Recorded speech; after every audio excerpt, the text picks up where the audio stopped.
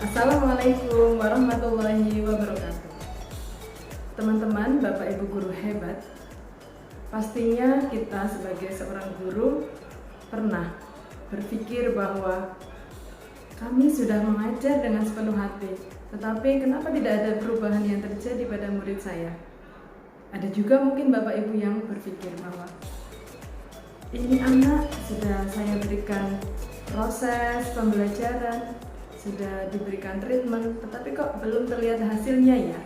Nah, mari kita renungkan bersama-sama Bapak Ibu. Coba kita sejenak berpikir, kita sering mendengar apa yang disampaikan oleh Ki Hajar Dewantara, bahwa seorang guru diibaratkan sebagai seorang petani. Mengapa demikian? Coba kita lihat seorang petani. Seorang petani ingin mengusahakan menanam sebuah biji ataupun benih, di mana petani menyediakan lahan yang subur, yang tanahnya diolah sedemikian rupa sehingga saat tanah tadi ditanami oleh biji-bijian maupun benih, biji tersebut bisa tumbuh dan berkembang. Tetapi tidak hanya itu, seorang petani terus merawat setiap hari, menyiram, memberi pupuk, bahkan mengobati tanaman agar tanaman tidak terserang oleh hama dan juga penyakit. Sampai pada akhirnya seorang petani ingin mendapatkan hasil dari apa yang dia tanam, hasil yang sebaik mungkin. Begitulah sejatinya Bapak Ibu semua. Sebagai seorang guru, kita ingin memberikan lahan yang tepat dalam anak-anak belajar bersama kita. Lahan yang di sini yang dimaksud adalah tempat yang nyaman, lingkungan yang kondusif untuk anak-anak belajar. Di mana di dalam ruang kelas itu sendiri kita harus bisa menciptakan suasana yang nyaman, yang membuat anak bisa semangat untuk belajar. Lingkungan yang nyaman bagi anak adalah lingkungan yang bisa memberikan anak ruang yang luas untuk anak berkesempatan menyampaikan pendapatnya, anak untuk berdiskusi, dan juga di sana anak tidak terancam. Salah satu pengalaman, biasanya pada pembelajaran-pembelajaran yang lalu, terkadang anak sudah menunjukkan keberaniannya untuk memberikan jawaban atas pertanyaan dari guru.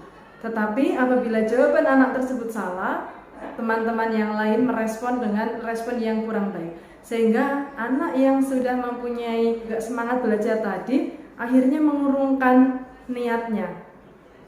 Akhirnya dia merasa saya tidak diterima di kelas ini, sehingga kesempatan anak tersebut untuk berkembang menjadi terhambat. Nah, begitu Bapak Ibu. Jadi suasana yang nyaman di dalam kelas itu kita ibaratkan sebagai lahan yang subur, lahan yang siap untuk ditanami dengan biji-bijian.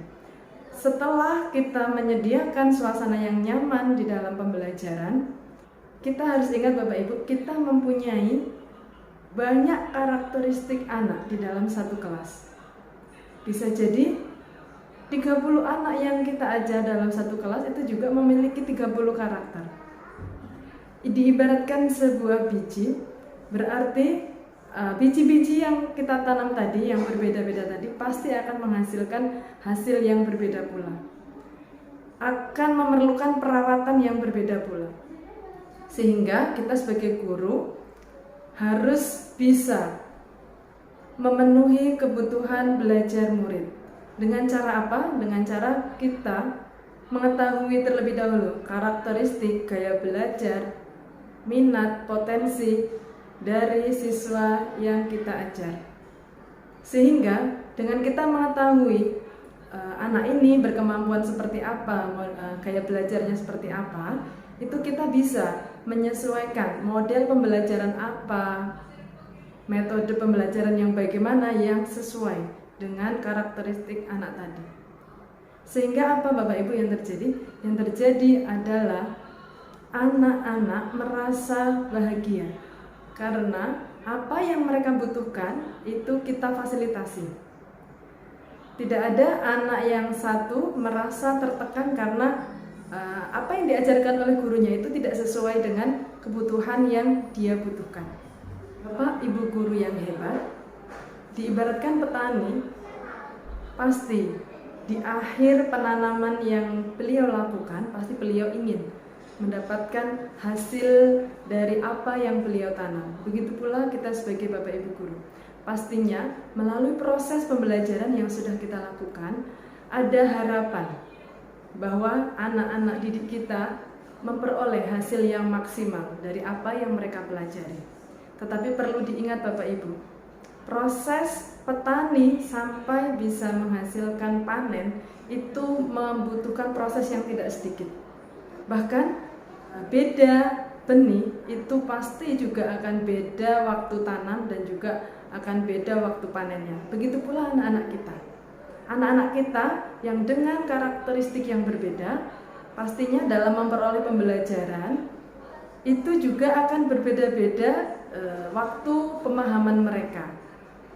Mungkin barangkali ada yang dalam 1 minggu itu sudah kelihatan hasilnya, tetapi ada juga yang 1 bulan baru kelihatan pencapaian anak tersebut.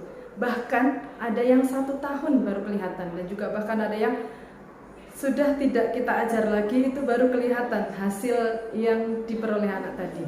Kita harus bersabar Bapak Ibu, karena sesuatu membutuhkan proses, begitu pula anak-anak kita. Oleh karena itu, saya mengajak Bapak Ibu sekalian, mari kita menjadi guru yang hebat, guru yang senantiasa mendampingi proses perkembangan anak-anak kita, memberikan pembelajaran yang terbaik yang sesuai dengan karakteristik mereka, sehingga mereka bisa belajar dengan nyaman, belajar dengan senang, dan harapannya mereka belajar dengan kesadaran mereka sendiri. Demikian, sekian, semoga bermanfaat. Wassalamualaikum warahmatullahi wabarakatuh.